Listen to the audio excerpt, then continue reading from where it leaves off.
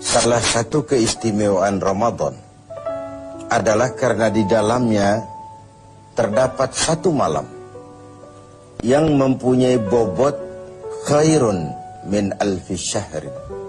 Satu malam tetapi lebih baik daripada 1000 bulan. Kita sebut itu sebagai Lailatul Qadar. Kapan sih Lailatul Qadar itu? Dan bagaimana kita harus menyikapinya? Sepakat sebagian besar para ulama berdasarkan riwayat dari hadis bahwa Lailatul Qadar itu jatuh pada malam-malam ganjil, salah satu dari malam-malam ganjil di 10 yang akhir dari bulan Ramadan. Bisa dia tanggal 21, 23, 25, 27, 29 di malam-malam ganjil dari 10 yang akhir. Inilah rahasia kenapa baginda Rasul kalau sudah masuk 10 yang akhir dari Ramadan, hamparkan, sing-singkan lengan baju, hamparkan sajadah, dan lebih banyak di masjid ketimbang di rumah. Ini bedanya baginda Rasul dengan kita. Kita sudah memasuki 10 yang akhir, gulung sajadah. Tengok 10 yang akhir, barisan tarawih di masjid mulai mengalami kemajuan. Orangnya makin susut. Sudah berpikir mudik, sudah berpikir beli pakaian baru, sepatu baru, baju buat anak, oleh-oleh buat orang tua, sehingga konsentrasi ibadah buyar. 10 yang akhir Rasulullah sing-singkan lengan baju, hamparkan sajadah, lebih banyak di masjid ketimbang di rumah.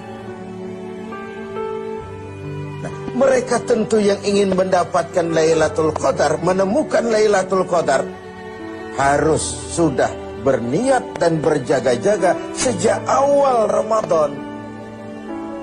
Jadi tidak bisa pakai ilmu untung-untungan. 20 Ramadan tidak tarawih, 21 berangkat ke masjid, 22 libur lagi, 23 masuk. Kenapa? Oh, ini malam ganjil. Tidak seperti itu moralitasnya. Dia berjaga-jaga sejak awal Ramadan untuk mendapatkan Lailatul Qadar ini. Bagaimana kita harus menyikapi Lailatul Qadar ini? Tentu kita harus melihatnya dari sisi betapa rahman dan rahimnya Allah itu. Maha kasih, maha penyayang, maha pengampun, maha menerima taubat. Umat-umat terdahulu sebelum kita diberikan umur yang relatif panjang. Nabi Adam 2000 tahun. Nabi Nuh 950 tahun. Rata-rata umatnya ya sekian itu umurnya. Jadi secara hitung dagang, kalau 300 tahun mereka bergelimang dosa, kan masih punya stok 400 tahun untuk bertaubat. Umpama hitung-hitungannya harus begitu. Kita umat Nabi Muhammad ini, umat terakhir ini, diberikan umur yang relatif pendek. Bahkan kalau mencontoh kepada Rasul, 63 tahun beliau wafat meninggalkan kita semua. 63 tahun. Taruhlah kita seperti itu. Kalau 40 tahun kita bergelimang dosa, sisa umur cuma 33 tahun, ditebus dengan taubat seperti itu, kan belum seimbang neracanya. Apa dosa lalu harus tidak terampuni? Apa tidak ada peluang untuk melakukan pemutihan terhadap seluruh kesalahan yang pernah kita lakukan? Dari sisi inilah kita melihat makna Lailatul Qadar. Allah yang maha pengasih, Allah yang maha penyayang, seakan tidak langsung saja bilang, "Hei umat Islam, sekalipun umurmu relatif pendek, kau jangan pesimis, kau jangan skeptis. Sekalipun begitu banyak kesalahan kau lakukan, dosa kau tumpuk, dan umurmu relatif pendek, jangan sedih. Aku berikan kepadamu waktu dan tempat yang punya nilai spesifik. Waktu dan tempat yang punya nilai istimewa. Tugasmu memanfaatkan peluang yang diberikan itu. Itu sebabnya ada penggandaan nilai pahala. Sholat berjamaah pahalanya 27 kali lipat daripada sholat sendiri. Beribadah di hari Jumat mendapat tambahan pahala. Sholat di Masjidil Haram di Mekah 100.000 kali pahalanya ketimbang di masjid-masjid biasa. Itu tidak lalu berarti sudah sholat di sana lalu berhenti lagi sholat di mana-mana karena merasa sudah banyak stok, sudah punya banyak devisa. Bukan itu pengertiannya. Ada ruang dan waktu yang punya nilai istimewa. Kalau kita pandai memanfaatkannya, maka nilai lipat-kelipatan dari ibadah kita itu diberikan oleh Allah Subhanahu wa ta'ala. Itulah sebabnya Allah menyediakan ada bulan istimewa Ramadan, ada hari istimewa Jumat, ada waktu istimewa sepertiga malam yang akhir, ada tempat istimewa Arafah, Mina, Multazam, Raudhah, Zamzam. Ada waktu yaitu Lailatul Qadar. Satu malam lebih baik dari 1000 bulan. 1000 bulan itu kan 83 tahun. Dan jarang orang sekarang yang mencapai umur 83 tahun. Yang kedua, kita harus melihat Lailatul Qadar ini dari perspektif kita sebagai manusia. Tidak ada orang yang tidak pernah salah. Sengaja atau tidak, kecil atau besar, khilaf atau terpaksa, setiap kita mesti pernah melakukan kesalahan. Ya kepada sesama manusia, ya juga kepada Allah. Salah kita kepada Allah, kita bertaubat langsung kepadanya. Sampai-sampai di hadis kursi dikatakan, "Lau amiltumul khataya hatta mala'atis sama, thumma nadimtum, fataballahu alaikum." Kalaupun kamu berbuat dosa, penuh langit dengan dosamu, kemudian kamu menyesal, bertaubat, Allah pasti akan menerima taubat kamu. Lalu bagaimana sih taubat yang sebenarnya itu?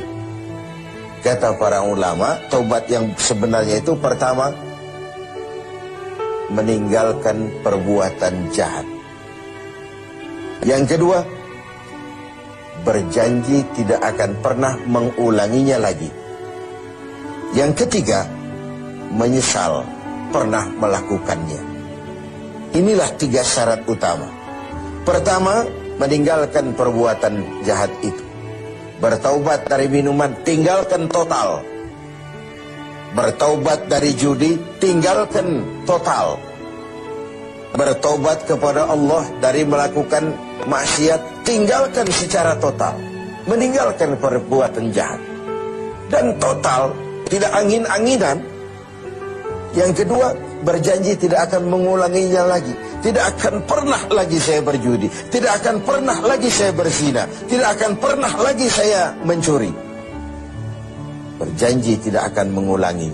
Dan yang ketiga, menyesal telah pernah melakukan itu. Bukankah kadang-kadang kita berkata, saya sekarang sudah tua, dulu waktu muda saya sudah puas. Bukan menyesal, puas. Sekarang saya sudah tua, dulu waktu muda sudah puaslah saya. Sudah pokoknya sudah puas. Bukan puas yang diminta. Menyesal, kenapa dahulu begitu? Kenapa telah melakukan itu?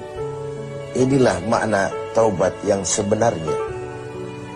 Pemirsa TV7 yang berbahagia, orang yang beribadah Ramadan dengan baik, melaksanakan taubat dengan benar, diterima taubatnya, pantas dia keluar dari Ramadan, masuk 1 Syawal, pantas jika ia masuk dalam golongan minal aidin wal faizin, masuk dalam golongan orang yang kembali kemana? Kembali kepada fitrah, suci, bersih, seperti bayi baru dilahirkan oleh ibunya, tidak punya dosa kepada Allah, lantaran sudah dilebur oleh ibadah dan taubatnya di bulan Ramadan.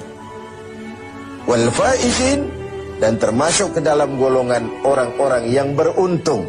Tidak dalam artian yang materialistis, tapi dalam artian memperoleh keberkahan dalam hidup dan keberuntungan di dunia, lebih-lebih di akhirat nanti. Inilah Ramadan, di mana kita selalu mencari nilai tambah dari setiap amal yang kita lakukan, karena umur yang diberikan relatif pendek, dosa yang kita kerjakan relatif banyak. Kalau neracanya tidak diimbangi dengan upaya mencari nilai tambah tadi, boleh jadi tidak akan ada keseimbangan dalam neraca hitung-hitungan kita di hadapan Allah Subhanahu wa Ta'ala. Padahal seimbang saja sudah rugi. Kita ingin masuk dalam fa'amman thaqulat mawazinuhu, orang yang berat timbangan kebaikannya, bukan yang berat timbangan kejahatannya. Adanya nilai keseimbangan ini akan membawa kita kepada keberuntungan di padang mahsyar kelak, di pengadilan Qadhi Rabbul Jalil. Oleh karena itu, dalam setiap langkah di Ramadan, mengisi Ramadan ini, kita tetap berupaya mencari nilai tambah dari suatu amal. Dan amalan itu, bagaimanapun baiknya sudah kita kerjakan, tetap mengacu kepada fa'idha faraghta fansab. Kalau sudah selesai kau kerjakan satu perbuatan, sing-singkan lengan bajumu, bersiaplah untuk tugas berikutnya. Tidak ada puas, tidak ada prestasi puncak. Bagaimanapun baiknya sudah yang kita lakukan, dia hanya awal menuju ke arahnya.